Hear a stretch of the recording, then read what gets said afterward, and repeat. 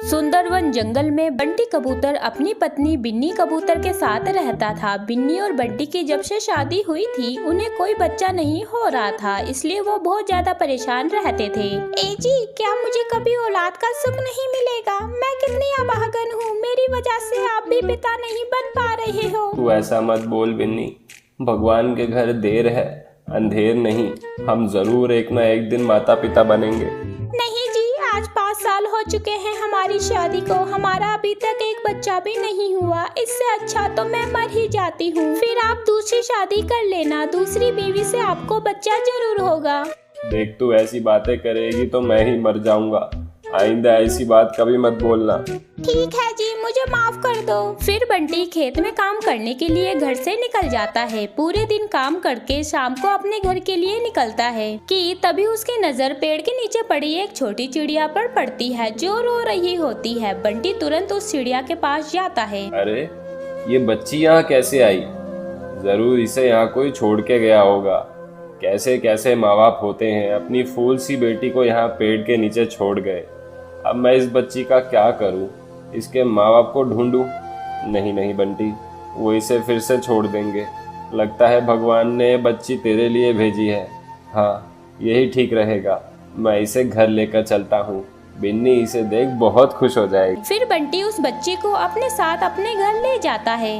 बिन्नी, अरे ओ बिन्नी। आई। अरे ये बच्ची किसकी है और आप इसे घर क्यों ले आए? मैं खेत से आ रहा था, तभी एक पेड़ के नीचे मुझे बच्ची पड़ी मिली। जरूर इसके माँ बाप इसे छोड़कर चले गए होंगे। हाँ बिन्नी, मुझे भी ऐसा ही लगता है, इसलिए मैं इसे घर ले आया। हमें वैसे भी औलाद नहीं हो रही थी, भगवान ने इसे हमारे लिए ही भेजा। हाँ बंटी, अब से ये हमारी बच्ची है। मैं इसका नाम टूनी रखती हूँ, मैं इसका बहुत ख्याल रखूंगी।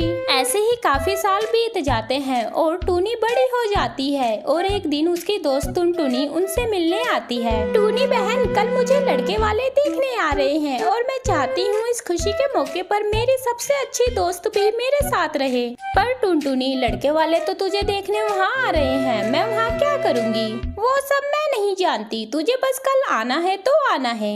अच्छा मेरी जान, ठीक है, मैं कल आ जाऊंगी।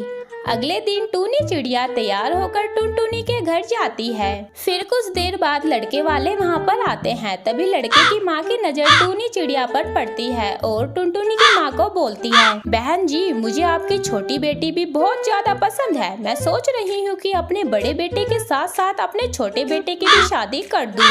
अरे नहीं नहीं, आप गलत समझ रही हो, ये मेरी बेटी नहीं, ये तो मेरी बेटी की दोस्त है टूनी। पर अगर आप यही चाहती है तो मैं इससे बात कर लेती हूँ कि ये शादी के लिए तैयार है या नहीं। हाँ हाँ बहन जी, आप पूछ लीजिए, वो हाँ कहेगी जब भी हम शादी करवाएंगे। फिर टुनटुनी की माँ टूनी को साइड में ले जाकर पूछती है, बेटी तुम्हारे लिए एक खुशखबरी है, तुम्हारे लिए बहुत प्यारा रिश्ता आया है, ना मत करना। आंटी लेकिन मेरे माँ बाप तो बहुत गरीब है, वो मेरी शादी अभी नहीं करवा पाएंगे। अरे तू इसकी फिक्र मत कर, तेरी शादी का सारा खर्चा मैं उठाऊंगी, आखिर तू भी तो मेरी बेटी जैसी ही है। जाकर जल्दी से अपने माँ बाप को बता दे। फिर टुनटुनी जल्दी से अपने घर जाती है और अपने माँ बाप को सारी बातें बताती है। अरे बेटा, जहाँ तेरी खुशी वहाँ हमारी खुशी, इससे अच्छी बात क्या हो सकती है? हम भी तेरी शादी कब से करवाना चाहते थे, पर पैसे ना होने की वजह से नहीं करवा पाए। अब जब तेरी दोस्त की माँ सारा खर्चा उठा रही है तो मना मत करना। ठीक है माँ, फिर मैं जाके अपने दोस्त की मम्मी को बता देती हूँ कि हमको ये रिश्ता मंजूर है। अपने माता पिता से बातें करके टूनी अपने दोस्त के घर जाती है और उसकी माँ को बता देती है कि उसे ये रिश्ता मंजूर है। फिर टुनटुनी